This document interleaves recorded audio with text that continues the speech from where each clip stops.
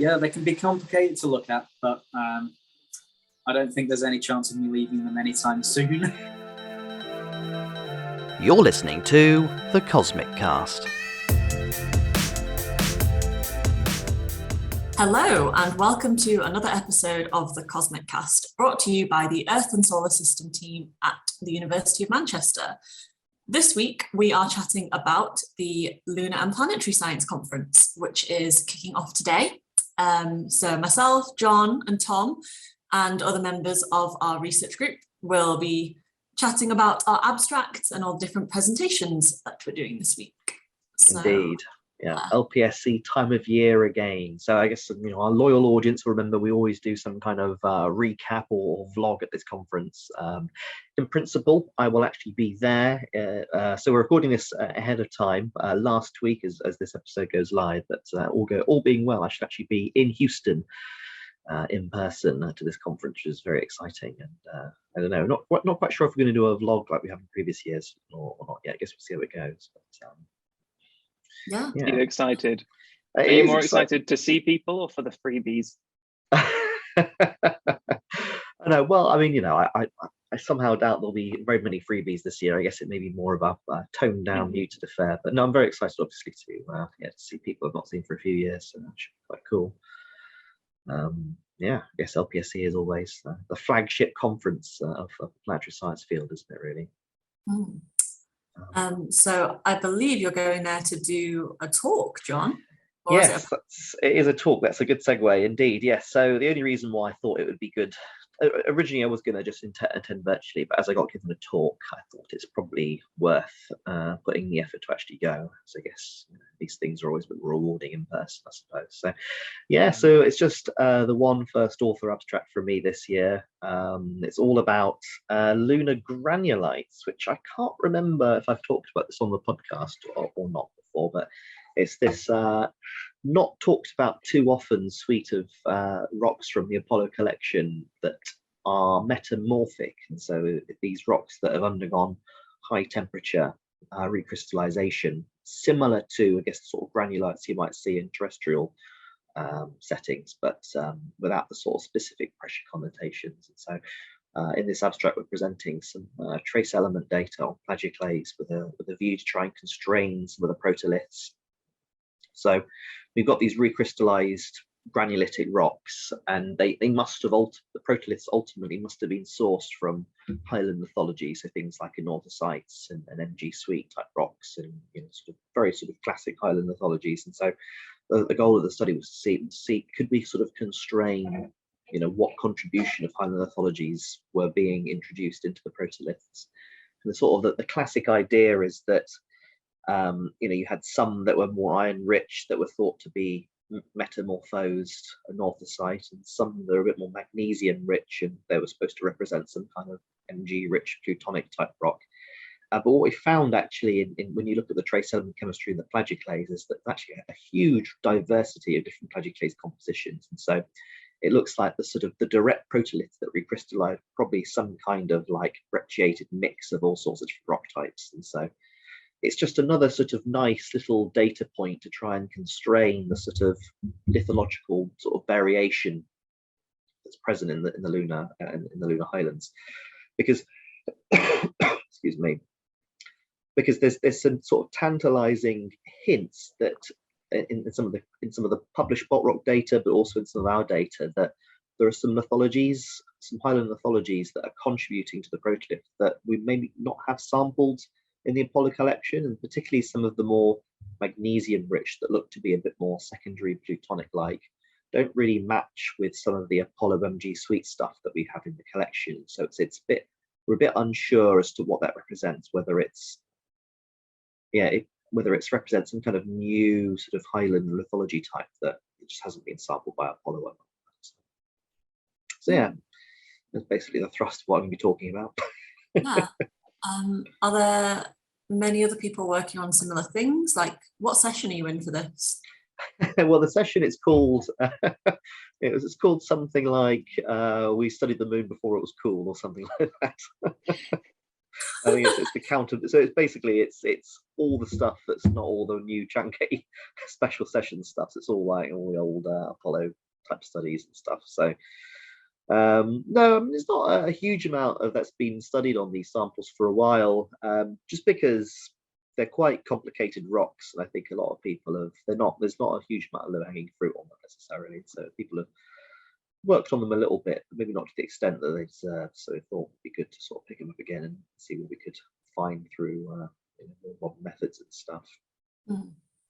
But yeah, so basically, so my talk is, I think it's on Thursday, and it's in the afternoon. So UK time, it'll be close to midnight, and I think it's like 3 o'clock, 4 o'clock in the afternoon, Houston time, or something like that. But yeah, but Tom and Marissa, you've also got some abstracts in, I believe. Yes, and in fact, when you're saying like midnight, 2 a.m., 3 a.m., we're part of the online crew who will be presenting our posters online at about midnight to 2 a.m., which will be it's great. The highlight hours, actually. Yeah. So yes, I have an abstract which is summarizing lots of the work I've been doing over the past 3 years. So I know when I came on the podcast 2 years ago, I was talking about using this magma ascent model, adapting it from the terrestrial version for using it on the moon. And the main rationale behind this is during magma ascent, lots of volatiles exsolve, and this will affect how your magma fragments and erupts and what sort of eruption style you get. And this can sort of be used to understand the volatile concentration within the lunar mantle. So the reason why I've used this magma ascent model is I can play around with the amounts of volatiles in the magma and see what effect that has once the magma reaches the moon's surface. So over the past couple of years, I've then been adding on to that to understand once that magma reaches the surface, what do those eruptions look like? So again, I've been looking to the terrestrial models for this and using a model called eject, which calculates the ballistic trajectories for different pyroclasts based on the initial velocity of it, the ejection angle, and like the distributions of those different variables. And the really cool bit actually that I've been doing over the past month or so is then comparing what that model predicts to real deposits. So yeah, I've been going through the way I always think of it in my head is I started in the mantle, I went up the conduit, the magma like decompresses because there's not really any atmospheric pressure on the moon's surface, and they go like that. They fly out and then they're on the moon's surface, and then of course we have lots of data and images of what these deposits look like on the moon's surface, so I can ground truth those to those. So yeah, some really good results I've been getting that sort of match the deposits that we see. The model has predicted that if you have a magma that contains up to about 1 weight% water and carbon monoxide, about 50% will land between 1 and 10 kilometers from that vent. And comparing that with real deposits, about 70% of real deposits land between that same bracket. So 50% from the model, 70% in real life. It's been quite cool to see that all of this modeling work has paid off and actually makes sense with what we do see on the moon's surface. Yeah, that sounds like a very satisfying result. Yeah, part of me did worry that I'd churn all these numbers through and it would be telling me that, oh, your pyroclast is going 10 centimeters away from the vent, or it's going 1 million kilometers away, and I go, wow, okay, I've done something really wrong here. But yeah, it's been very satisfying over the past month or so to ground truth them and see that I've not just been putting terrible parameters into my models. But yes, so I have my virtual poster basically ready to go, and that will be in Wednesday mornings poster session, midnight UK time, but I think it's like 6 p.m. LPSC time on the Wednesday. Yeah, we're going to have to be some kind of cooperative approach to keeping each other awake to make sure that we're there to answer people's questions if and when they come through. So but yes, so yeah, Tom, you're also in the same post yeah, session. I think they've been quite, because it's a hybrid format, I think they've kind of grouped all of the virtual ones together and all of the in-person ones together, which is quite good. But yeah, so I've got two first author abstracts this year. So the first one is a bit of a follow-up to last year's one, where coming to kind of the conclusion of my project, looking at the kind of physical properties of some of the meteorites collected from the Lost Meteorites of Antarctica project, and having developed a kind of non-destructive, scalable, quite adaptable approach to determining samples density by measuring their volume from a model that's produced using photogrammetry, which is a complicated way around of saying, basically, rather than having to put the sample in a box and displace anything to measure its volume, I've been kind of working on a method to determine its volume literally just by taking pictures of it, reconstructing the object in 3D with a computer, and then kind of using that to compute the volume, which determines the density value, which is useful for us because comparing meteorite densities with densities that we estimate from remote kind of measurements of bodies in space is a way of comparing kind of what materials there are in space. And so, for instance, the Psyche mission that's going to go away this year has kind of had some discussion, because it's very metal rich, about whether it might be kind of mesosiderite-like in composition, or might be like an iron meteorite, or like a CB chondrite. And one of the ways that they've approached this is by looking at kind of inferred densities for the asteroid, and then comparing that with ones that have been measured for different types of meteorites. And so, you know, one of the things that I've been thinking about is that meteorite parent connection, and I've been comparing kind of data from our meteorites with measurements from asteroids to see, you know, whether our agreements agree whether our measurements agree with the literature, and then B with some of these bodies in space, which has been really interesting as a kind of way to develop a method, employ it, evaluate the results, and kind of, I think it's in a pretty good position now to signpost what would be done next to kind of help refine that process. So that should be really interesting. And as always, I'll have some fun videos of rotating fly around 3D meteorites, which is always good. And then, so the second abstract is again a follow-up to one of our previous abstracts, this time about the Cosmic Cast itself. So I think it was 2 years ago, our first abstract. I don't think it was the last LPSC. I think it was the one before. Yes, it was 2 years ago. Yeah. So it's a bit of a progress update about some of the kind of nitty-gritty stats side of, you know, how our episodes are performing, how they're reaching people. And it will just be a nice opportunity for people to come and talk to us about the podcast, people who might be interested in doing one themselves, or anyone who's got any advice for things we could be doing better. That would be great as well. But yeah, we'll hopefully all, across the different time zones, we'll hopefully all be there for that.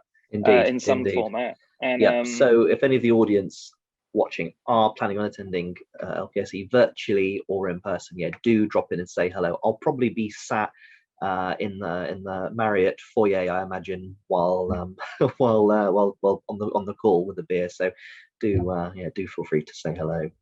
And also, I'll be carrying stickers with me. So if anyone listens to this who happens to be in LPSC attending, then do find me and I'll give you a Cosmic Cast sticker if you like. Those are rare. They're important. They're a special kind of merchandise, because they are several years in the making now. Indeed. From when we first did that to when we've actually been in a position to give them to anybody. People, indeed, yeah.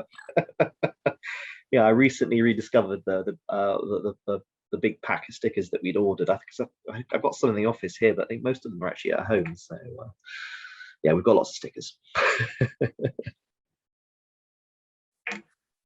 Look for the man with a plate of wings. Yes, quite indeed.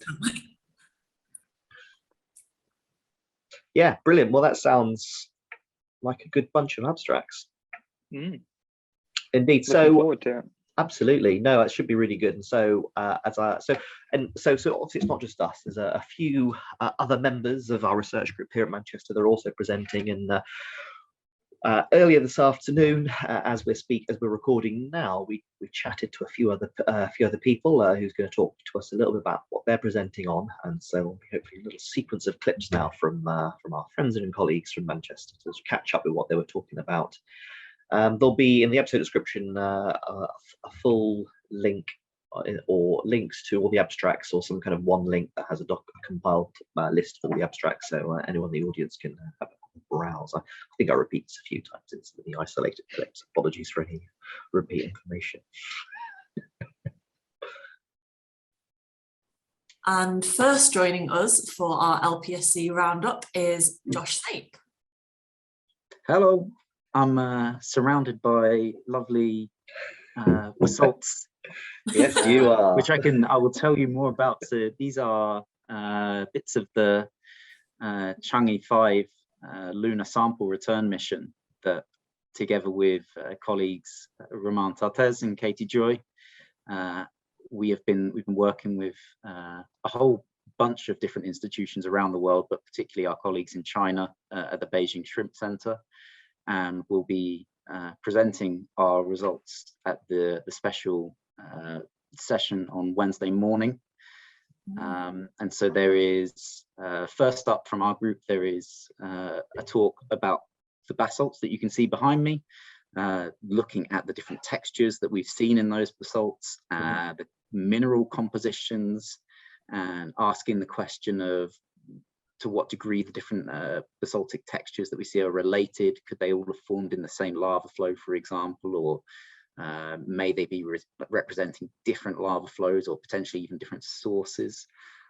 So we're quite excited about that. And then moving on from just the basalts, even though it was a basaltic landing site where the Chang'e 5 mission landed, we also have a bunch of impact-type lithologies that were separated out from the samples.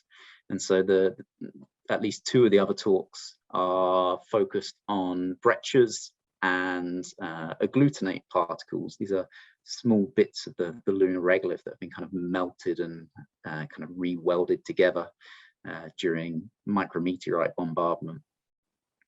And so, yeah, there's 3 talks specifically from the group at the Beijing Shrimp Center, and I think they would be very worth everyone's attention.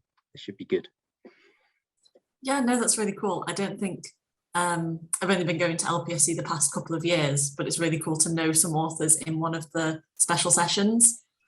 Yeah, it's my first time being involved in a special session like this, especially with something as kind of high profile as this. So I think it's going to be really exciting to see what everyone's doing, especially.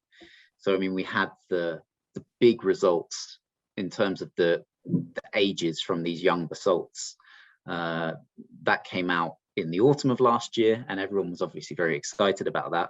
But from the point of view of sort of lunar and planetary science, it's really nice now to sort of see the detail getting kind of pulled out of the samples, beyond just the kind of sexy top level kind of, we found some young basalts.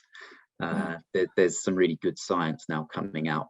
So this will be all sort of new images and new data that will be presented. Yeah, so tons of new images, lots of petrography and mineral chemistry for the petrography geeks out there. Some stuff, I mean, a lot of the stuff that's been published so far has been completely focused on basalts, and what we've really not seen much of in public has been the data on some of these non-basaltic lithologies, like I say, some of these impactites, breccias and agglutinate particles. And so there's some really neat things in there in terms of kind of odd lithologies that get caught up in those rocks, things that are not typical of sort of basaltic landing sites. Wow. Yeah, that's really exciting. So I believe you're joining online for the conference. Yes, I'm going virtually. So that's the other thing that will be a bit of a change for me. It'll be my first virtual LPSC. I'll miss the woodlands in a in a strange way, but yeah, it's I'm sure it will be very good. I'm sure it will be very well organised. I have faith in the LPI team. Yeah, definitely. I think it's chalking up to be a good working hybrid model. I think so. Yeah, it should be pretty good. I'm sure that the special session is going to be really well attended as well, isn't it? So I hope so. Yeah, I hope that the hybrid nature of it doesn't kind of detrimentally affect the discussion around each talk. Hopefully there'll still be some lively debates and discussions about what these samples are telling us. Well, I'm sure there will be. From all directions, in person and over Zoom. Yeah. But yeah, thanks, Josh. That was a really good plug. That's definitely going top of my list of things I need to get to.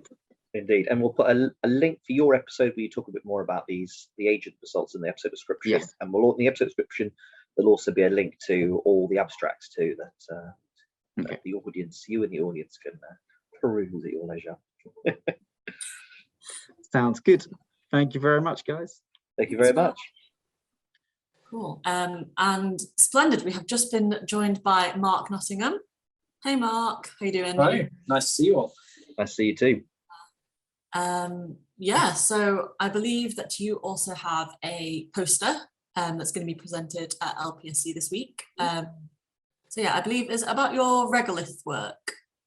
Yeah, so it's the work on the noble gas systematics of the soil-like Apollo 16 regolith breccias, which are a set of samples that have come from the Apollo 16 landing site, and they're made up of lots of fine fragments of stuff that collectively we call the lunar regolith, but it's kind of the soil-like substance that covers the top of the very surface of the moon. And there are, at the moment, 2 known groups in terms of the age that they formed at. We've got the ancient group, which formed 3.4 to 3.8 billion years ago. The young group that formed 1.7 to 2.5 billion years ago. And then there's this theorized third group that we think exists based on kind of the textures and components that these rocks have within them, that we're calling the soil-like breccias. And my work's basically been looking at the noble gas contents of these samples and comparing those to the quite gas-poor ancient and younger breccias. And yeah, we've found some pretty interesting stuff from them so far. Oh, that was a good plug or like teaser trailer. You'll have to come and look at the poster to find out more.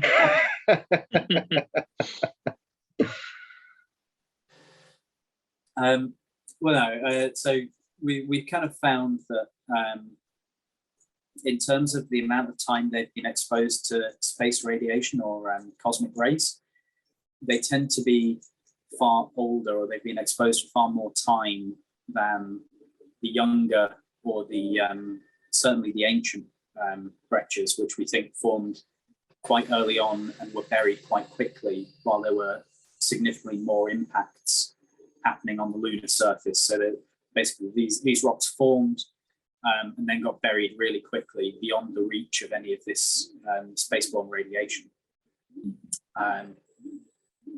We think that these soil-like breccias have probably been exposed more because they formed kind of after this quite intense bombardment, and because there's less bombardment going on after they've formed, they don't get buried as quickly. We do actually see a full range of depths that kind of these systems that we're looking at indicate they've been buried to. And their ages are generally far older than either of the other groups.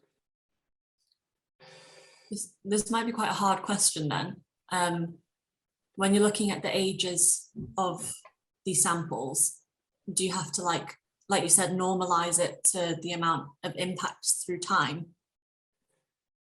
And like, how do you necessarily know that? So that might be something that we look into as we develop this study for a paper. It's something I've looked into yet. I'm progressively thinking. So when I've been looking at these samples, it looks like we're seeing a mixing of material from the Cayley Plains and the Dakar Formation. And the Dakar Formation is primarily highland material, whereas the Cayley Plains is primarily kind of mare material. Mm-hmm. So it's like we're getting this admixing of material into the material, the regolith that makes up most of the samples within the site, that's creating this almost blip of higher cosmic ray exposure ages, and includes all these soil-like components that give the namesake Fletcher group their name. Cool. Yeah. Well, that sounds pretty good, and I guess it shows the value of noble gases to untangle some of these issues.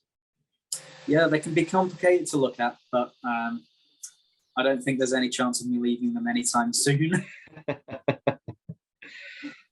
Brilliant. Well, thanks very much, Mark. So I think we were just saying, we think your post is on the Wednesday, but as I've said many times throughout this episode so far, check out the link in the description for the abstract. Yeah. Hope to see somebody there. Indeed. Thanks, Mark. Thank you.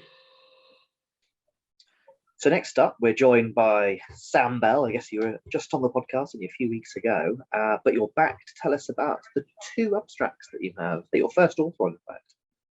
Yes, I've got two for LPSC. We've got the first one is a talk on Wednesday in the special session about Apollo legacy and stuff that's been going on with the samples. So in that one, presenting some ChemScan data, so some mineral phase maps that we've got of some of the Apollo 17 continuous drill core sections that got opened up as part of the ANGSA project back in 2019 now, and we managed to get some modal mineralogies from them, from the ChemScan data. And then also on Wednesday I've got a poster in the virtual poster session, and that's on some of the lunar samples that we've been creating a database for that belong to the Royal Society that we talked about on the podcast before. So just presenting that as well. So a busy Wednesday. Yes, definitely. That's really cool about the Apollo special session. Do you know much else that's going to be on? I think there's a lot of other talks about a lot of the other different parts of the ANGSA project and different studies on the same cause. So it'll be really exciting to see what everybody else has been up to on them, and see how our results compare. They seem to be okay. They seem to get some good nodal mineralogies out of the ChemScan data. So it should be a good session. Yeah, I'm looking forward to it. Yeah, I guess that's really cool. I guess these are samples that I guess have never been seen before in many ways. So it's really awesome to have some of the first data from that. Yeah, they're really nice looking samples as well. Like they're stunning. So it's always make nice easy presentations to put together when the pictures are really nice. So it'll be good to see what other things have been found out from like the first glances across the samples. And I believe you're going to be sticking in the UK and joining online. But did you order the t-shirts and all the merch? I did, but I messed up. I read the dates wrong because it was like in an American date format. So I just read 3, and I was like, 3rd March, great, I'll be there in plenty of time. No, it's like I think it's coming 3rd of April or something. Like I can't. I read it wrong, so I'll have them after LPSC. So you won't be in your t-shirt while giving your talk, unfortunately. No, it's tie dye, so I probably shouldn't do that anyway, to be honest. But yeah, I'll have to wear it afterwards whenever it might arrive. Yeah. But yeah, doing it virtually this year, so it'll be good. Like, sounds like there's a lot of good sessions and stuff, so hopefully it'll still feel a little bit like a normal LPSC, if not in Houston. Yeah. Brilliant. Well, as always, the links to abstracts will be in the episode description, so do check them out. Thanks, Thank you. Big thanks to Josh Snape and Sam Bell for joining us then, and thanks John and Tom. It's been lovely to hear about what we're all presenting at LPSC this week. So yeah, I hope everyone has a great time at the conference, whether you're there in person or online. And yeah, check out all of the abstract information in the episode description. And we shall see you around. Indeed. Happy LPSC week, everyone. Bye, everyone. Bye.